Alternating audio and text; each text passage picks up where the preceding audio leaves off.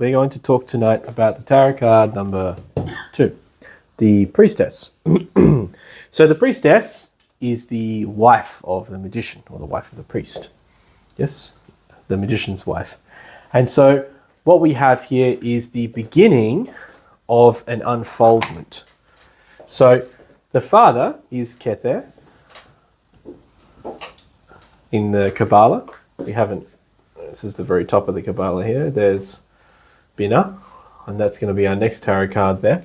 If we actually start from the top of the Kabbalah and we go down, we have the first 10 tarot cards. So 1, 2, 3, 4, etc. So number 1 being the father, Kether, Chokmah, which is in this, the Divine Mother. Or the Priestess wife. It's probably better said the Priestess wife, because there's also a symbolism in number 3 for the mother. Hello. Hey guys, how are you? So there's also a symbol of the mother in number 3. But what we're talking about here is number 2. Yeah? So in number 2, we have the beginning of the negation. Right? So what we have in the first, there's a teaching about the 3 primary forces called the holy affirmation, the holy negation, and the holy conciliation. Yeah, which is positive, negative, and then the coming together of 2 factors, like that. Yeah, so in that sense, you know, and what we have here is the holy, or the beginning of the negation of the what, when you have 1, having 2 is duality, is the beginning of that. Do you understand what I mean? So when we have, this is talking very much about the number here. It's kind of tricky because when you sort of put Kabbalah with tarot, you always have some slight tricky moments, if you understand what I mean. Because of course the Chokmah is representative of the Christ, but here it's a little bit different. So yeah, so what we have here is also in a sense the beginning of duality. So we have the negative, we have the opposite pole, but we don't mean that in the sense of bad, yeah, just in the sense of the masculine and feminine pole. Yeah, so you have the father and then you have the mother. The father is the positive, and then the mother is the negative. You have the beginning of 2 factors, yeah? It actually gets a little bit more messy when you include the sun, because then it sort of reorganizes and sort of the father becomes like neutral and the sun becomes positive. But generally speaking, when we're talking about it in the tarot, that's what we're talking about, yeah?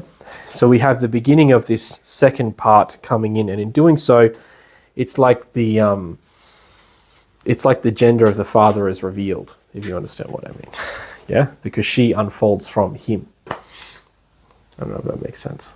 The wife unfolding from the husband. But what we see in there is the teaching of the sort of positive and negative roles. Yeah, this is kind of tricky because in our sort of good and bad psychology in the West, we've tried to sort of, you know, good and bad, good and evil, if you want to go really intense. We've sort of lost track of just the simplicity of just the way things are. That positive and negative, like one is a sort of a giving and one's an accepting force. Do you know what I mean? One is a passive and one is an active force, right? But we sort of come to the point of making these all, you know, so someone goes, passive, that's bad. Do you know what I mean? You can't be passive, you've got to be active, you know? And that's sort of what's happened. Whereas in reality, this is necessary. There's times when there needs to be a passive force and times there needs to be an active force. And we see that naturally in masculine and feminine. Masculine is the giving, the active force, and the feminine is the receiving force. Yeah, in a natural way. The man, and you see that the man goes out, works, fights, etc., and the woman usually looking after the family. Things getting more complicated nowadays because it's just getting more complicated. You know, and it's the age of age of Aquarius, and things have changed dramatically. But there's still that. It's just a reworking of factors. If the man's staying at home, he's now fulfilling that passive receiving role, if you understand what I mean. And the other person going out, receiving the active role. So what we see here is the beginning of the passive, the stepping back, yeah? And so this is the magician's wife. She is the passive role. She is the negation. She is the negative role. Not negative as in bad, negative is in the polarity. So we'll go into this in a sec. There's many fathers in heaven. So what we see centered around here is that the father represents wisdom. We talked about that last week. Feels like it was more than last week. Did we have to cancel the class before? 2 weeks ago. We talked about 2 weeks ago. The father is wisdom, right? But the mother, therefore, I mean, Samael says she represents imagination, but the mother, therefore, represents love. And it's interesting to understand the factors that come into this, yeah? So, Samael teaches us that wisdom and love must exist in balance within the person, just as justice and mercy must exist within balance. That both factors are absolutely important and necessary, but at the same time, an excess of one factor leads to a great problem, right? So, you know, we all need to, we spent a whole class talking about the wisdom, so I'm not going to go too deeply into that. You know, the point of to wisely die, to wisely abstain, to wisely suffer, and to wisely, what was the last one? Wisely abstain, wisely suffer, wisely be silent. Be silent, yes. Wisely be silent. And these are all great. But, and I guess we were saying within wisdom, there's a problem there as well, a lack of wisdom in these factors in the world, you know. If we had that, there'd be more wisdom. But what happens in us, yeah, is that there needs to be a balance inside of us in the way that we express wisdom and the way that we express love. And I actually see this very, very strongly in our day and age now. So, for instance, like wisdom, you can see here, like, to give an example, you know, a person does something wrong, you know, a person breaks the law, and then they are sent to prison, right? That's the actus of justice and the action of wisdom. You say the person needs to be punished in order for them to understand that what they have done is wrong. That's wisdom. Yeah, I want that person to have wisdom. I'm enforcing my logic, my wisdom upon you, and therefore you have to go to prison. You understand? And so that's that thing. And on the other hand, a person can exercise love and mercy and say, well, actually, you know, in this case, a person hasn't really, that's maybe their first offense. They haven't done anything else. Let's let them off this time. Because I think, right, that punishing them to the full of the law in this circumstance would perhaps be an injustice. Do you understand what I mean? So an excess of wisdom can become cruelty. And you sort of see this a lot in our day and age. Like as an example, you know, like where people start talking about, you know, people talk about how you've got to be, what's the word? Like, you know, where parents might decide that they have to tell their children absolutely everything about everything. You know, talk to them greatly about things like Santa Claus or things like the Easter Bunny, or going deeply into even to the point of explaining all the religions, because if I don't, I'm lying to them. Do you understand what I mean? I'm a liar because I didn't tell them. You know what I mean? And so then I actually ruin an entire moment of what do you call it? Like a whole what do you call it? I ruin a moment of magic and joy for my children. Do you understand? Sorry? Yeah, innocence. Yes, innocence, joy. I ruin all of this, yeah, so that I can defend my wisdom. I can say, no, this is how it is, and I'm not that sort of person. I'm going to tell you everything and how it is, you know, because I'm not a liar, and I don't want to be a liar. I don't want you to say, why would you lie to me? You know, that's an imbalance on the side of wisdom. It's actually quite cruel. You know, you break and shatter that thing, and that has a ripple down effect. The other kids at school, etc., has a ripple down effect where it damages a lot of people. Whereas, you know, it's not necessary, and this is where it becomes complicated. You know, because if we try to see everything in the eyes of a really strict justice mentality of like, if I'm not right, I'm wrong, and if I'm not wrong, I'm right. That's just not how it is. In my example of sending someone to prison, you have to factor in prison. What is the prison actually like? You know, in Queensland, they've been arguing lately, I don't know if they've actually finally put it through or not, adult crime, adult time. And this has been a big argument in Australia for a while, you know what I mean? Which is the idea that if a teenager, I think it's teenager, right? They're not going right down below that. I'm assuming they're going from 13, 14, right? Does an adult crime, say for instance, it can even be, I think robbery counts as well. Robbery, assault, and obviously above that murder, etc., rape, then they are put into an adult prison. Whereas before it would have been juvenile detention, adult prison. Do you understand what I mean? And a lot of people are saying, of course, this is how it should be, because they are committing adult crimes. Let them learn by, again, taking adult time. But also, again, balancing love and mercy, we have to see the other side. We have to see, well, okay, but who's in that prison? Who are you putting them in prison with?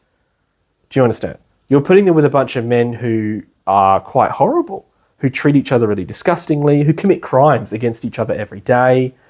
You know, I saw something recently about, it really opened my eyes to a lot of my old friends and friendship circle from the rougher parts of Adelaide, that this guy was talking about, he was justifying, it was just a TV, but he was justifying assault. He was saying, oh, you know, this guy, I punched him, and they said, oh, why'd you do that? He said, he had it coming. He goes, why do you have it coming, mate? And he goes, because, you know, some guys, they need to be taught. And he goes, and you're the teacher. He goes, yeah, mate. He goes, what did he do? He said, oh, he knocked my daughter and she knocked her ice cream. And instead of apologising, he told me to get effed. And he goes, you know, so I knocked him out. You know, and the guy says, oh, what? Why should you do that? And he goes, because he was a horrible guy. And he goes, the man says, well, he's a horrible guy. And you hit him. He said, what do you mean? He said, well, in the normal world, people can just be horrible and they just get away with it. He says, mate, in prison, if you're horrible to other people, if you're a real D-head, someone's going to stab you. And they're going to beat you and they're going to kill you. He said, they could kill you. And he goes, so you can't just be like that. And he goes, I think that he says, so the guy says, so you've done the world a favour by beating him up? He goes, yeah, I've shown him that there are consequences for your actions. And I was like, oh my God, it blew my mind, because suddenly all my old friends justifying their violence, I now understood what they were thinking. They want to live in prison every day. That's what they want. They want all-day prison. You know, in and out, all-day prison. That's how it is. How's things going? It's prison. Okay. You know, they want to live in a gang prison life all day. Now, that's interesting. So this is something that has to be factored in. But on the other hand, our society has also created the other problem. Do you understand what I mean? Where a person, you know, where these kids don't even, some kids are committing these, giving the example of Queensland, some kids are committing really quite bad crimes, breaking and entering, stealing cars, damaging property, and there's nothing.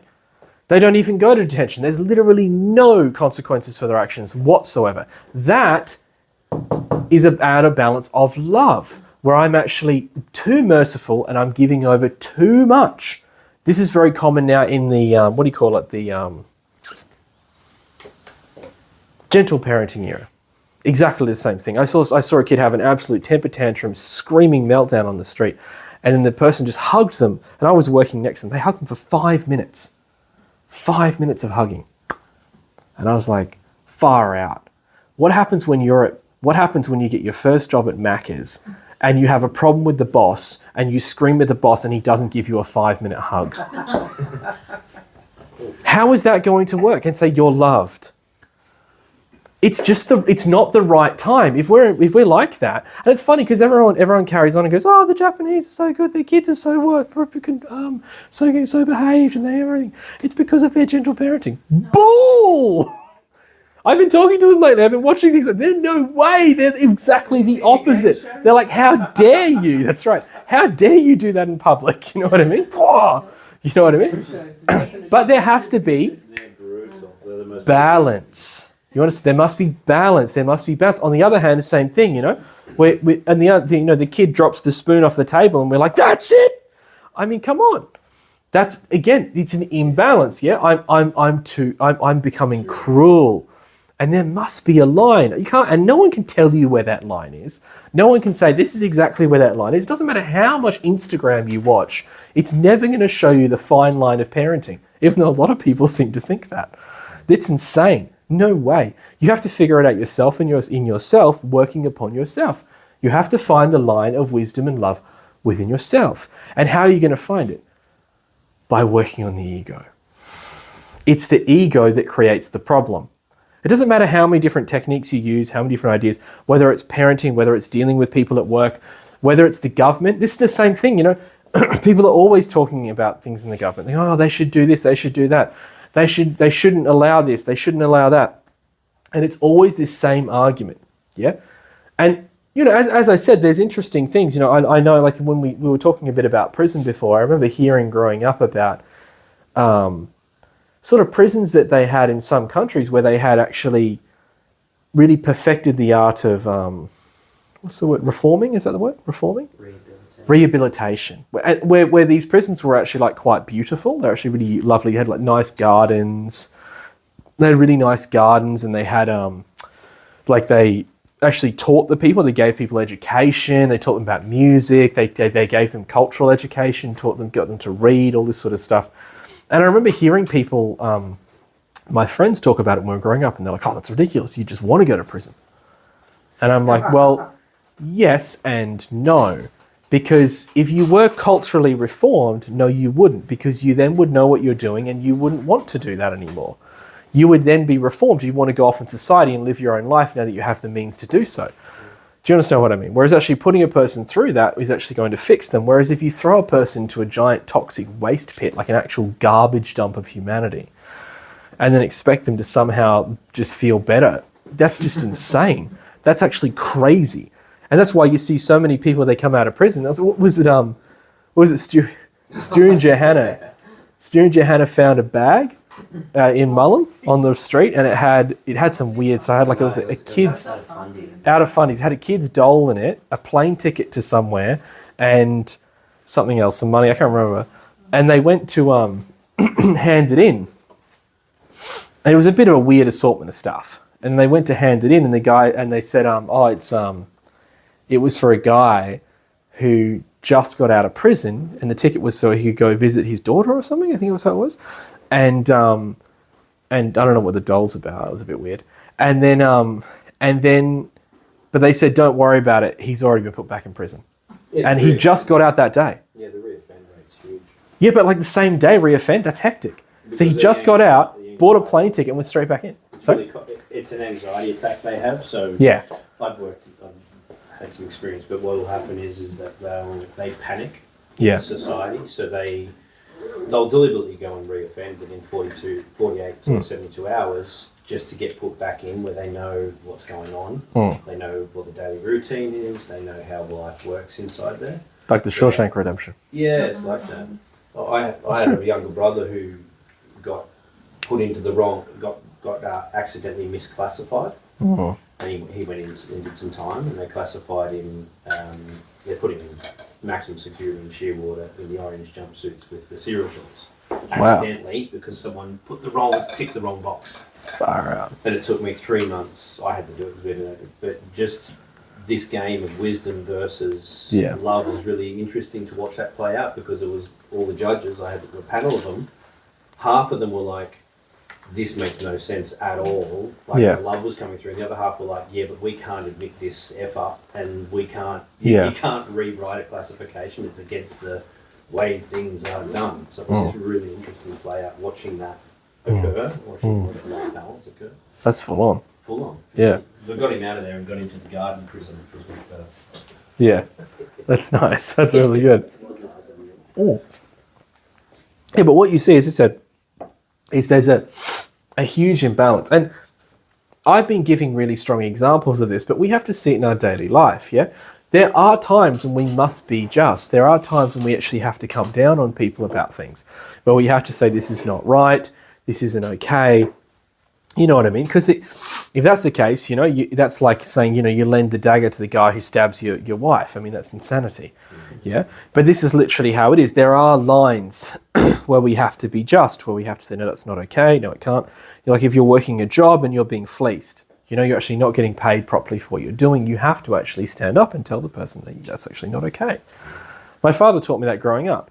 They're always, before moving out of a situation, to exhaust all possibilities. So before moving out of a situation, like for instance, if I was in a work situation, example, and I didn't like the music because it was too loud and it was pop and horrible stuff, and it was ruining my practices, which happened like 4 times. And I would go and tell them, I'd say, I can't listen to this anymore.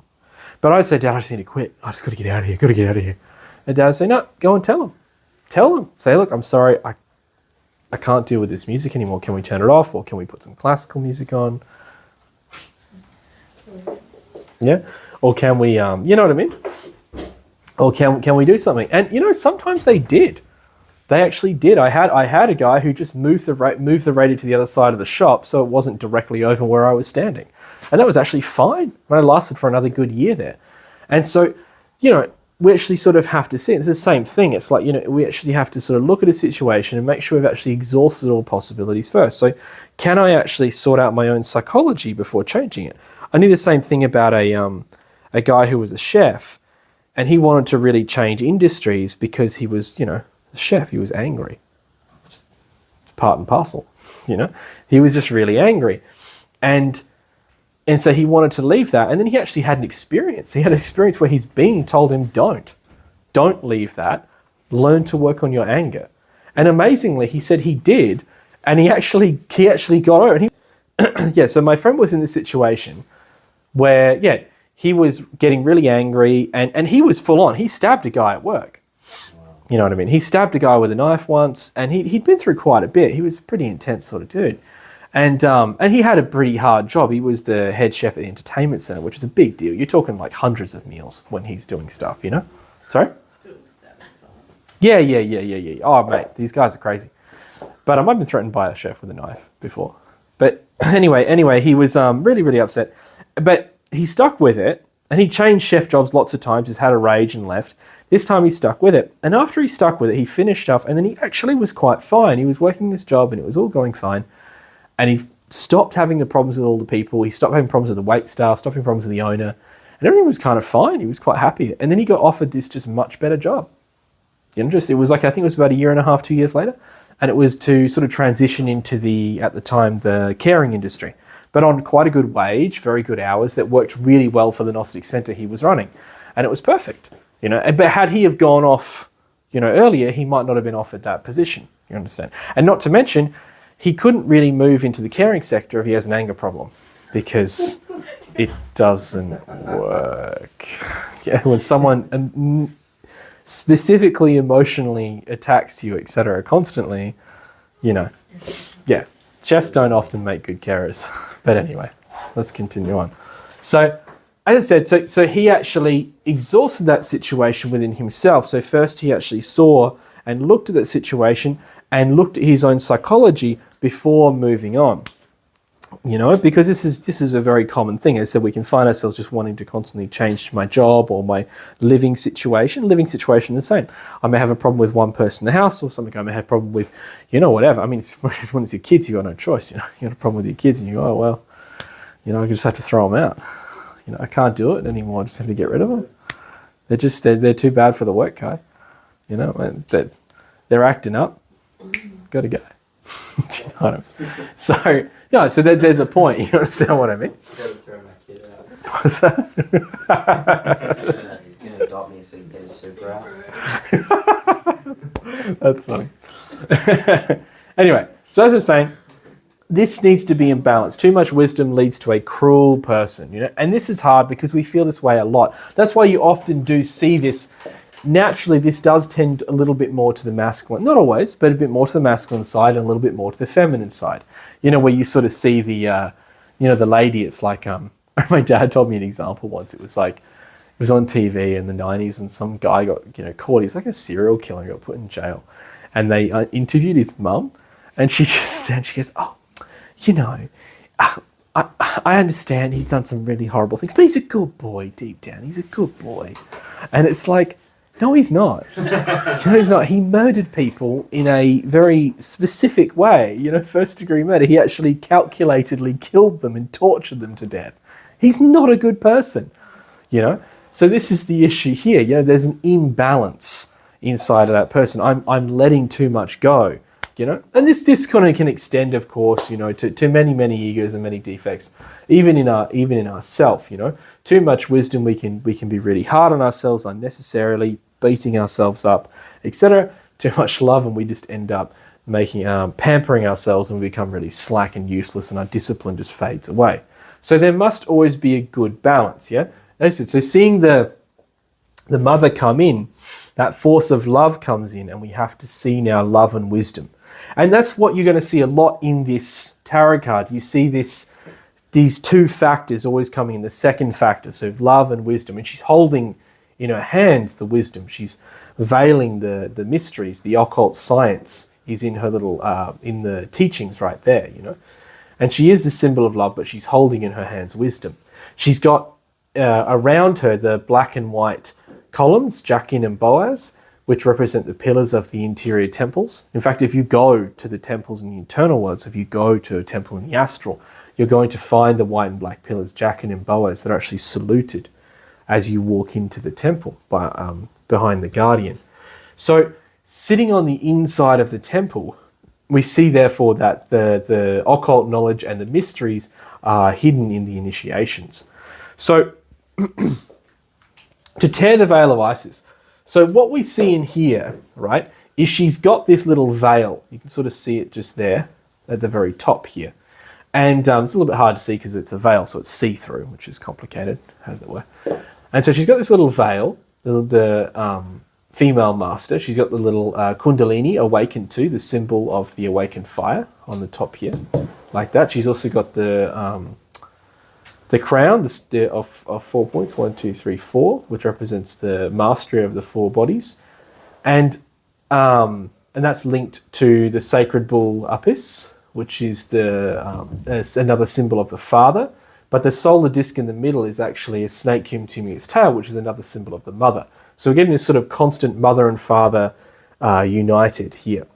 But when we say to tear the veil of Isis, this is an old symbol that comes from ancient Egyptian mysteries and has made its way through the Greek mysteries as well, and is tied very closely to esoteric tradition. In fact, Helen Petronova Blavatsky, a really beautiful occult and theosophical author, whom Samael got a huge amount of inspiration from in his teachings, one of her books is called Isis Unveiled. Yeah, and that's the whole point. She's trying to teach to the people the mysteries. Yeah, so to unveil Isis means to gain the knowledge of the mysteries. Yeah, to find the mysteries. And even what's his name, Pythagoras, who was a great occult mystic of his day, who we only know now because of his mathematics. That is like the only thing that survives of a man who was immensely eclectic in his knowledge and his nature, you know. And also a lot about the musical scale and stuff comes from Pythagoras too. But Pythagoras used to teach his students from behind a veil. He'd even sit behind a veil and teach them from behind the veil, trying to explain to them that he was teaching from beyond. So the veil refers to the illusory world, right? That's what we're talking about here. So when I'm talking about to tear the veil, I'm talking about entering into the internal worlds. You've probably all seen that really famous picture. It's like Gnostics use it for their advertising all the time, of like, there's like a sort of a tree, and then there's like a guy sort of crawling on the ground, and he's sort of tucking his head through, and he's pushing his head through, and beyond here is like all the stars and the great mysteries, you know, and he's sort of like, here's the normal physical world, and he's sort of pushing beyond the sky, and he's sort of looking beyond, and he's pushing into this interior reality. You know, it's a very common picture. I don't know where it is. I was actually at one point going to try and get Christy to help me watercolor paint it. Remember, I was going to use the thing, but it never happened because the missionaries course was declared, and all our ideas were destroyed, and they went to Japan, and it all just moved on. You know what I mean? Which is great, but you know, I never got my nice picture. So. Yeah, but yeah. So what he's doing is he's tearing the veil. You know, he's pushing beyond the Mayavic world, the world of illusion, which is what the physical world is. Everything here is an illusion. What do they say in the Matrix? It's something for your mind. Prison for your mind. Prison for your mind. Thank you, Erika. It's a prison for your mind, a prison for your senses. And that's how it is. I was thinking, because I've been asked recently to like review some of these anti-Gnostic podcasts that had come out, and having to sit down and listen to them was not very nice. You know what I mean? Like when someone's talking about that, it really hurts.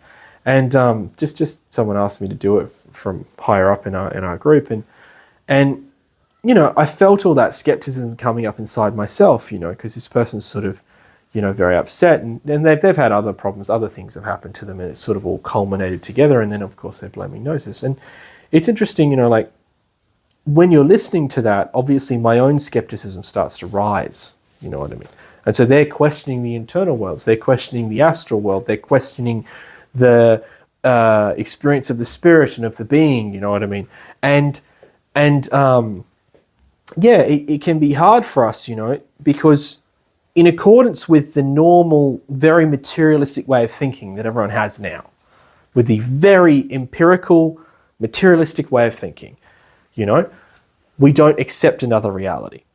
Do you know what I mean? I don't accept that there's an astral reality. You tell people about the astral and they're like, it's just electrical signals interpreted by your brain.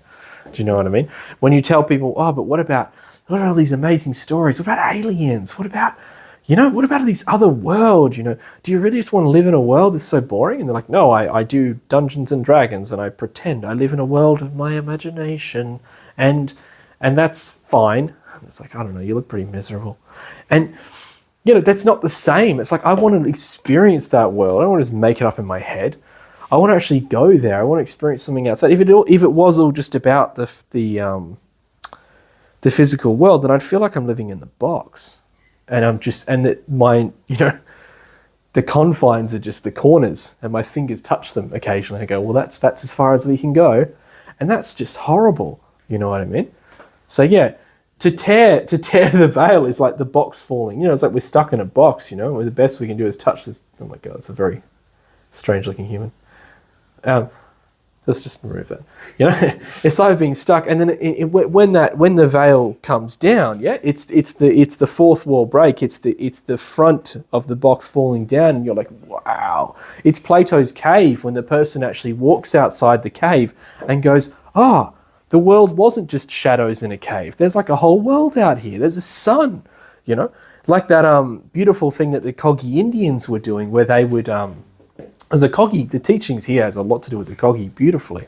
The Kogi Indians, where they would take their mamas, which are like their lamas, they're really awakened, reincarnated masters, and they would take them from birth and then have them actually stay in a cave for, do you remember how long was it? 9 years. Yeah, 9 years. And 9 years they wouldn't see anything but darkness.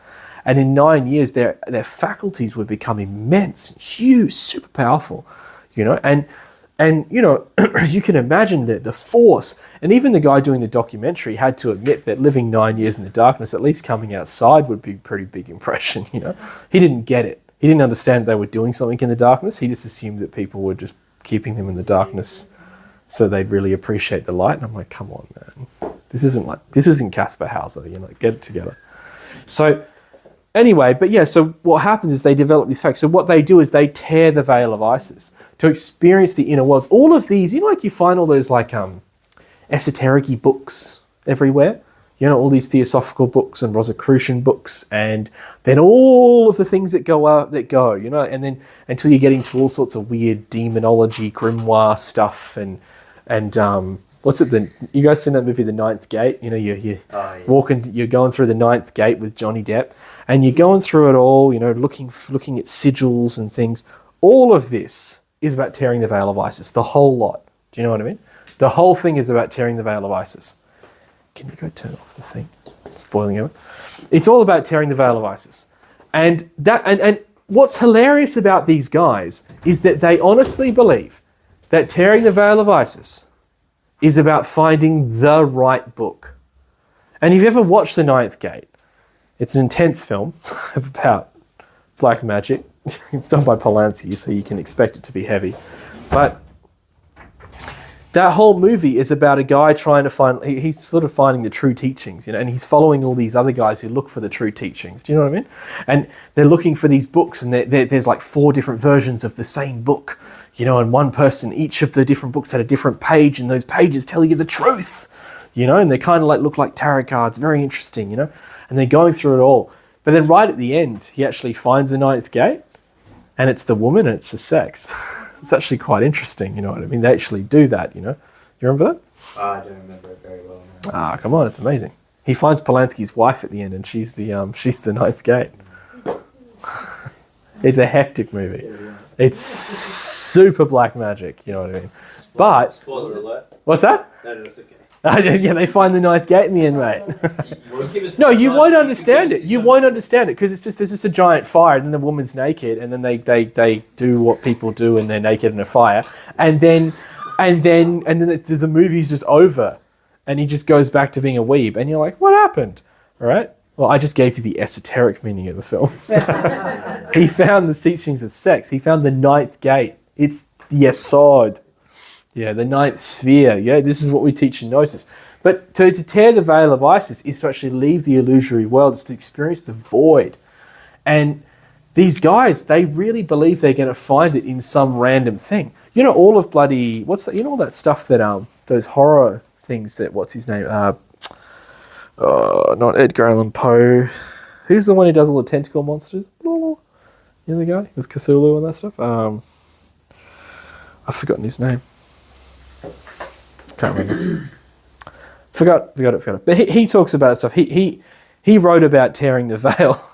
But in his idea, the veil is like there's just all monsters on the other side. And anyway, don't worry about it. There's no point bringing that up. So, yeah, but so to tear the veil of Isis is to find the true mysteries, not the true teachings intellectually, but to experience the reality outside. Yeah, and that's what we're trying to do. So here she shows us the veil, the veil that must be torn to find that mystery. On her breast, she holds the ankh, the symbol of the Christ, and she holds it against her breast, which Samael says represents the virtues. The milk inside her breast is the virtues because she's the divine feminine and she is the mother, and that represents virtue. Again, in the sex, we have the pillars, which is the same teachings I've been talking to you about before, the beginning of the two, the masculine, the feminine, the initiation. He says that these 4 points here, because there's 4 points on top of these pillars, represent the 4 bodies of sin that must be purified in order to finish the great work. Yeah. So, okay. The last thing I'm going to talk about here, I'll talk about that in a sec, is this one here. So, Samael says to us, a Gnostic must never forget his mother. This has to do with the death of the ego. If we forget the divine mother, the ego doesn't die. Yeah? Otherwise, I'm just observing the ego. If I don't ask for the death of the ego, I'm just observing the ego. This is why it's good to die a little bit every day. Yeah? We observe the ego, we understand it, and I ask the divine mother to dissolve it. In the alchemy, I ask my mother to dissolve it. Yeah? I create a relationship with the divine mother in my practices and my prayers, and then in the practice of alchemy, I can ask her to dissolve it. In the meditation, I can ask her to dissolve it. And this is very important, because if not, it doesn't actually dissolve. We just gain intellectual knowledge of it, knowledge in the mind, some consciousness of it too, but it doesn't die. And it's necessary. And the last thing is, obviously, she represents here the Kundalini. She is the sacred mystery, the sacred knowledge, the Isis whom no man has torn her veil. Yeah, she is the Kundalini fire dormant within each and every one person. So the other little point here is this. So the axiom on the back of the card, the saying that is related to it is, the wind and the waves always favor he who knows how to navigate. And I kind of already talked about that. I just want to point out, this is one of those, especially when you see this in a reading, this is one of those points of understanding that in every situation, if I actually know within myself how to take advantage of every single situation, then every situation is fine. Do you know what I mean? A situation where I lose lots of money, as an example, let's use a different example. A friend of mine got hit really hard in the floods. Do you know what I mean? Really bad. He got out with his laptop and his phone. I think that was it. And he was happy with that because at least the laptop had a lot of stuff he put on it and he didn't want to lose that. That's it. Through the top story of his window, when the floods came down, that's all he got out of the house with, and jumped into a boat with just those 2 things, his phone and his laptop. That's it. Nothing else. Nothing else. He lost everything. His wallet, everything, all gone. That's all he had on him at the time. jumped in the boat. That was it. And it's interesting, you know, a person, again, who doesn't know how to navigate, it's like this, could act like that's the end of their life. Oh, mate, you know, all the photos I had, all the pictures, all this sort of stuff, and my life, do you know what I mean? And they can just keep acting, they keep going back to that. You see the same thing with like the death of some people with the death of a loved one, and they keep acting like the whole of the world just ends with that moment. Do you know what I mean? Like the Italian, you know, the classic Italian lady, and the husband dies and she wears black for the rest of her life and she's no longer allowed to be happy, you know? And again, this is a lack of knowledge of how to navigate the situations of life. This is a lack of understanding of how to pass the test of the water in the internal worlds. What we're being taught here is how to pass the test of the water, which is that there really, there are no good and bad situations, there's just situations. Do you know what I mean? And I spend all my time, and this is, you know, trying to change it, I'm never going to get anywhere. And this is a very, and this is a more advanced class, so we can talk about this, but it's a very common thing for Gnostic people to keep trying to create the perfect circumstances in their life, rather than try to perfect themselves. You know, so, you know, I'm trying, like, it happens, like, it's very common amongst Gnostic people to come to Gnosis, love Gnosis, and then change my job to a spiritual job. Do you know what I mean? Okay, I'm a Gnostic, I'm going to now be a Reiki practitioner, or I'm going to be a needler. You know what I mean? I throw needles at people from about this distance, straight into their skin. Just kidding. I'm going to do acupuncture. I'm going to do, what is it? Dowsing. You know what I mean? Dowsing. Dowsing? It's when you throw gasoline all over something and set it on fire. And how's that looking? No, I'm kidding. Dowsing's where you use like a crystal. It's like a crystal, and you put it on the end of a thing, and then you spin it, and then it sort of like aims towards things underneath that tell you like what's right and wrong. So you write down yes and no, and you like spin it, and it kind of like leans towards one or the other. Or like muscle testing, you know, stuff like that. You know what I mean? Or finding water. You get a stick and you just kind of look around. Well, that's a paid. You know about that one? That's a real paid job. Yeah, mate. You said it in my region. No, the council's hiring. What's that? It's a paid job, that one. What? The Water two diviner. sticks. There you Water go. diviner, the councils, a lot of councils in the land paid them. Yeah, there you go. There you go. But so a Gnostic says, that's it, I'm going to be a water diviner from now on. Do you know what I mean? Because I'm going to find the noble profession. You know, I'm going to be an overpaid doctor from now on. You know, because I'm helping people. I'm getting paid on the side, but I'm helping people. And so, you know, and then we try to change it, you know, and then I become the doctor, and then, you know, I'm trying to do my Gnostic studies, but now I've got to do I'm studying to be a doctor. So I'm doing like, you know, doctor studies, hectic. It's long hours, and you don't understand what I mean. I'm doing all this sort of stuff, or maybe and now I don't have any time to study Gnosis, and I go, oh, mate, I can't study Gnosis anymore because I'm working so hard to become a doctor. That's it. I'm going to quit it all and become a horse rider or something. I'm going to follow my dreams. I need to work outside. I need to work in national parks. I'm going to be a park ranger on a horse. I think like working with the animals is going to make me feel a sense of joy and accomplishment. So you go and you get a horse, and you go out, and then you start, and you're riding around and you're working in the parks, and then you're getting rash. Your legs are just covered in rash, and so you can't practice the alchemy because you can't consummate your relationship because you're just covered in rash all the time. You're like, darling, sorry, I'd love to, but I've got horse rash, And so you go, that's it, I can't do it anymore. I have to change again. So you've been doing it for, let's say, 3 weeks, and so you give up because, it takes a while. And then you start another job. This happens all the time. You have no idea how often. I'm using stupid examples, but it's true. You see this. People say, I can't work in hospitality anymore because it's not good for my mind because, it sets off all my egos. And I can't do this because it sets off all my egos. And you're not actually working on yourself. You're just trying to find the perfect circumstance. That doesn't work. Do you understand what I mean? It just doesn't work. As a person who has 5 kids and has to support a family in Byron Bay, which is very expensive, I'll tell you, you just kind of you've got to do what you got to do to get by. And it doesn't really matter. If you work on yourself and you dine yourself, you can do anything. And I'm saying most things. You shouldn't really be running a brothel as a Gnostic. It's just not a good move. And neither OnlyFans, I don't recommend it. There's some things that just maybe not. But generally speaking, you can do most things. Most jobs don't matter. Most trades are fine. As long as you got your weekends or something to come to your, most weekends you can come to a retreat, Yeah, or you know, like I took up being a barista, making coffee, because it was a morning job. So I had all my evenings off and I could teach Gnosis. Yeah, and then that didn't work out. After a certain number of children meant that I could no longer afford being a barista. Once I hit the third one, I was like, things aren't working out. You know, this is my money here and this is my expenses. And so I just started fixing stuff for people. And then, you know, we just move on to the things. So yeah, but I can always be looking and looking and looking and looking. Oh no, I can't do this job. It's too early in the morning. I can't do my practices, you know. Well, why don't you just get up earlier? No, it's too hard. Yes? So, okay, maybe I've got things wrong with this whole Gnostic thing. So the aim is not to design a life that's completely free from anything that triggers my ego. No. So get a partner that doesn't have an ego, obviously, so that I don't have the ego. Yeah. Remove my job.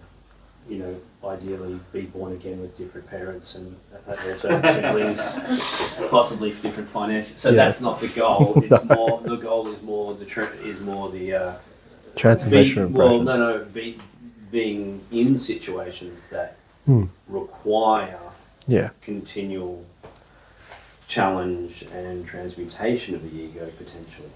Dissolution of the ego. Dissolution. Is that going back to that thing? What was that statement Christ said? Unless you die unto the world, you can't be born into heaven. Yes, that's right.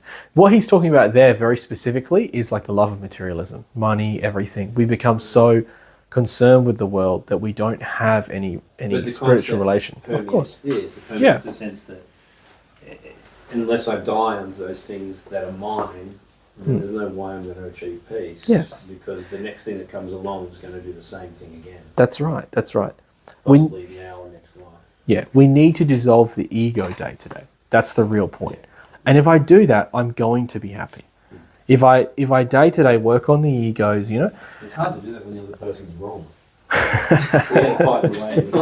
I'm still pretty damn sure that I'm in the right there. Yeah. So I understand. I understand. It's hard. But if you learn how to navigate it, you're going to be really happy. And that's what really comes down to. If we actually learn how to dissolve the ego, if we learn how to, as I said, we learn how to dissolve the ego and we learn how to deal, and more than anything, if I learn how to take advantage of adversity, you don't have to look for it. You just don't have to. I've heard Gnostic people say, I'm going to put myself in a hard situation. I'm like, dude, it's going to find you. It just finds you. You don't need to worry about it. There's issues constantly, yeah? But you have to learn how to navigate it. You have to learn how not to, use your phone all the time and how to deal with people, how to manage your time, this sort of thing. And and then you're going to be able to actually change and work on yourself. Then you're not looking for it. Yes, I said, we're not trying to change my job or change my house, change my city. This happens all the time. Oh, it's Byron. I just can't stand it anymore. I've got to leave. You're going to have problems no matter what. I lived in the Gold Coast for 10 years. It's torture. Don't be rude, but the Gold Coast, I know, the Gold Coast is just not that interesting of a place. It's really boring. Sorry? Jaded Las Vegas. Yes, exactly. It's just a really boring place. I noticed that the second I drove in there and I arrived, the whole thing's on a strip on the coast. And I was like, this is just a flipper. And then you drive past the casino. I'm like, this is just a flipping rip-off of America. And I'm from down south, from Adelaide. We have like really nice big, university buildings, all these English architecture, really lovely sort of stuff, nice art galleries stuff. They just got nothing. It's like, look, it's the Wax Museum, which no one has ever been to. It just sits there with the full sun right at it, and you just go, how does that not melt? And but it doesn't matter. I was happy, despite living in Queensland. That's a joke. Our Queensland friends. Yeah, I was happy despite living in Queensland. Because I was fulfilling my purpose. I was working to teach Gnosis, and I had really serious students. Reese and Ryan and Aaron, who are all missionaries now, and Serena and Hetty and all these guys who've all gone off to become great instructors and missionaries. And I was happy because I was teaching them. And all the other things, I just dealt with them as they came. I dealt with the kids as they came. I didn't have to do a special thing. A lot of Gnostic people leave Gnosis because of the children. They start trying to sort of do all these special things with the kids, do 100 things with the kids, and then they realize they can't do them at the same time, then they leave Gnosis. Rather than just, the kids will just come along. That's what happened with me. My dad would just put me in the corner of whatever class that was going on. I just sort of sit there and be like, oh, that's what we're doing. it sort of helped that my father really didn't know much about parenting. He admitted it openly. It's true. He literally came. He knows. He tells everyone this. He literally got home. Mum and him, when they had me at the hospital, they didn't have a car seat to come home with. Because they didn't know that was a thing. Born into unsafe hands. What's that? You knew you were being born into unsafe hands. It's true. This is true. My dad said that my dad's very clairvoyant, and he had several experiences with me as a child, like coming to him in the astral and telling him how to parent me. Like saying, he said, don't let me suck the thumb, which is true. I already have a very addictive sort of style of personality, easily addicted to things. If I had that, it would have been 100 times worse. You know what I mean? We used to do the same thing with my first son. It was brutal. He used to suck my nose. And he was a nightmare. It was so hard to get him to sleep because he just wanted to suck his thumb. We didn't let him do it. I'm really glad, because it would have ruined his personality. It would have made it really hard for him growing up. But so, but same thing. I had all sorts of things. I almost died 3 times. Yeah. I got dropped in a spa once, and they lost me in the aquatic center, and I got left in a spa, and he found me drowning. I got I swallowed a bottle cap, and just like a big top of a bottle and turned blue. I fell down a flight of stairs on my head. I crawled out as a baby into traffic and the front thing, and my mum got yelled at by the lady on the who stopped her car, me telling her she was a terrible mother. Where's Mick? Oh, he's out the front. You know what I mean? But you were loved. Yeah, they love me, mate. My parents are both water signs. That was the only thing they did constantly and intensely. You know what I mean? They're lovely. I'm completely happy with my upbringing. Yeah. And you survived. Yeah, I survived. But whenever you see those odd sort of films like in the 80s and 90s of just like a guy and a kid just walking down a road and they don't really know what's going on, that's me and my dad. That's growing up. No, no TV, let's just go for a walk. It was just, you don't get it. It's just such a strange situation. But anyway, you learn to navigate situations of life. You learn to navigate. And that's what I mean. With them, they just come along. If we end up moving to Japan, they're just going to come with us. That's just the way it's going to be. And they're just going to have to learn Japanese. Oh, how are they going to do that? They'll deal. Like thousands of millions of years of people have dealt. You know what I mean? They might get psychologically traumatized. No, they won't. They will not. They'll learn another language. It'll be the best thing that ever happened to them. Do you know what I mean? So, but this is the way, so we just bring them along. Same thing with anything. So the wind, what he's saying here, the wind and the waves always favor. In other words, a big wave, well, mate, that's to one guy, it's crushing and destroying him, or it's a sick barrel to the guy who knows how to surf it. You know what I'm trying to say? Like, it's into the person, to the guy who's already set his boat up properly, a big wave moves the boat beautifully. Do you understand what I mean? It pushes the boat along and actually helps them. So the person who knows how to take advantage of adversity in their lives, wow, the most difficult circumstances then become fantastic moments of death, self-exploration, understanding. If you know how to die in yourself, you know how to observe your ego, if you have some consciousness awake, and that means you're used to daily practice, daily routine and meditation, so the consciousness is a little bit awake, you can really take advantage of it. A life-crushing situation is perfect because you actually see something about yourself. You change, you advance, you move on. I have people who have not done that. I know people who feel like every situation just is against them. Every situation that comes to them is against them. Everything is just a new pain, a new suffering. It's like, man, you need to just relax. It's like when I read that thing. I keep seeing it online. I keep seeing it everywhere. It's this thing. It says, what the reward for working hard is just more work. Don't let people take advantage of you. I mean, that's a terrible way of thinking. That is a terrible way of thinking. Do you know what I mean? That's the opposite of good work ethic. That is the opposite. And it's like people are mantralizing this. That is a terrible idea. It's the opposite. If you work hard and well, you are rewarded with more work. But that's good because you work and it's fine. You know what sucks more than anything? If you've ever been in a cafe for the afternoon when no one comes in for 3 hours. It sucks. It's the worst. It's the worst sensation. You spend 3 hours and you make one coffee. No one stops to talk to you. You've already cleaned everything and you're just like, and you're allowed to use your phone because this is before phones. You know? I've been there. You're just like, yeah, that's the reality of that situation. That's what happens to you, you know? Anyway, I digress. So, okay, the prediction. This is a very, very enigmatic card. I'm going to be honest with you. This is one, in my opinion, one of the hardest cards to understand in a reading. It sort of represents a bit of duplicity. It represents the opposite. It sort of, because like as I said, you have one, then two. We suddenly have the masculine, and then suddenly the feminine. You know, and so we have this sort of coming together of factors. So we have the hidden knowledge that she has here, the occult science. It can represent the Divine Mother because she is the Divine Mother, but it can also represent that duality, the factors, you know, something good and something bad happening, something fantastic, something difficult, something waited for and something we didn't expect, but like that. And that's why the axiom is very strong, showing us that, okay, maybe something will happen positive and negative at the same time, but it can both be understood if we're able to go through it. So, yeah, that's what it says. The interplay of opposites, interchange, duplicity. Virgo. Dum, dum, dum. That was a joke, don't worry about that.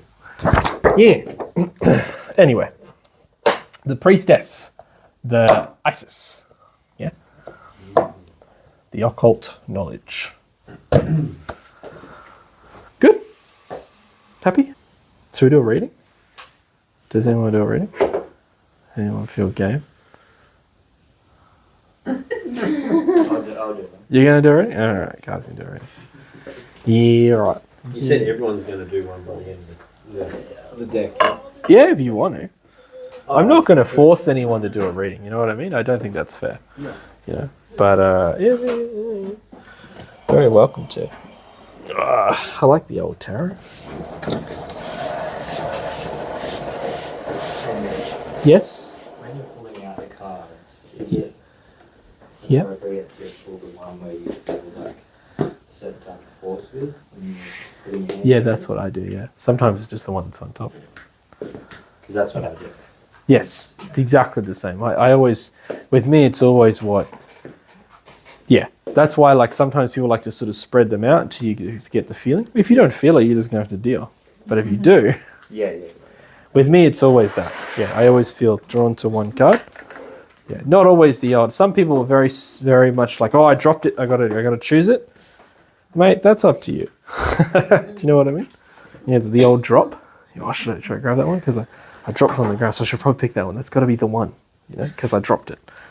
You know? You know, but yeah, I don't know. It was an accident, though. I don't know. There is a law of accidents. There exist accidents in the universe, so you know what I mean.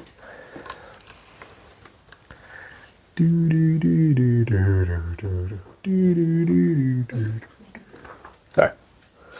Like, would you say that there is an edge of the tarot, or there is like a higher, like being like guiding the cards to come? Samael says you're supposed to pray to the Holy Spirit in order to guide that process. And if you don't, your ego will guide the process. That's also why we do the microcosmic star as well, Yeah. isn't it? To make sure we're... Yeah, that's why we do the star, and that's why we do it with the sort of the prayer, and we sort of, but if you just do them, other forces can get involved. So like the other person's desire, like for instance, you know, they do the tarot readings at the table, the lady does it in town. If the person's desires are really powerful, the ego can actually psychically affect the reading and give them what they want. And so she gets, oh, that's the one I'm feeling, because it's the other person being like, I really want a partner, you know what I mean, with red hair and beautiful mustache. Do you know what I mean? And she goes, you got the redhead mustachio. You know what I mean? This card that That represents. sounds like a flavor at the Don't worry, all this is going to be cut out. This was your life. Yeah, do you want to turn the lights off? Yeah, I'm just going to sit down. Okay, just quiet for a moment. While Kai does the reading. the answer? 4 and 3 is 7. 6 and 6 is 12. You go down to a single digit? Single. Yeah. So 3. 1, 3, 7, 10. 20. 20? You only single digit the sides. You only single, yeah. You don't single them again. Yeah. Is that right? Yeah. Yeah. 3. If you're ever in doubt, they have the number written on the back. Oh, yeah. 3 plus 7, 10. Yeah, 20. For those who are less gifted with mathematics, which is me. Me too. Oh, it's a good reading. Yeah, can you read it for me? Oh, it's a good reading. It's a positive recurrence. Recurrence, but positive recurrence. You understand what I mean? It's actually both, which is very odd. Situations of recurrence. I don't know about this one. Good Lord, the sides are harsh. Before the answer came in, I thought it was a negative situation. I thought you were going to get like 50 at the bottom. I was like, oh. What if it's just about the path in general? Just going through a difficult situation at the moment. So you've got, this is recurrence. So the situations you're going through is like a recurrence. Do you know what I mean? You're going through, but it's also change. You're going through changes. There's movement, you know. But this is interesting. The moment, the creative principle of induced ideas. Happiness of the heart befits my face, beautifies my face. That's such a tricky card because it's called hallucination, you know. But then everything written on the back is like positive. Perplexity. He who matures the stones in this shall always find work, and he who cuts wood endangers what he cuts. Principal valuation. Jesus Christ. It's difficult. This means positive recurrence. Yeah. There's 20. It's like, you know how like you double up. It's different. 9 is initiation, but 18 is like black magic, black initiation. Or 10 is like negative recurrence, and 20 is positive recurrence. I see favourable changes, take advantage of them, right? Put an end to weakness. Yeah, that's interesting. So yeah, things are going well. The process is moving the way it should. You're going through recurrences. Some of them are just recurrences, and some of them are really positive, all in all. Do you know what I mean? But you're pretty confused right now. And that's what that's saying. You're confused, and you need to look careful about making a bad decision during that. Yeah.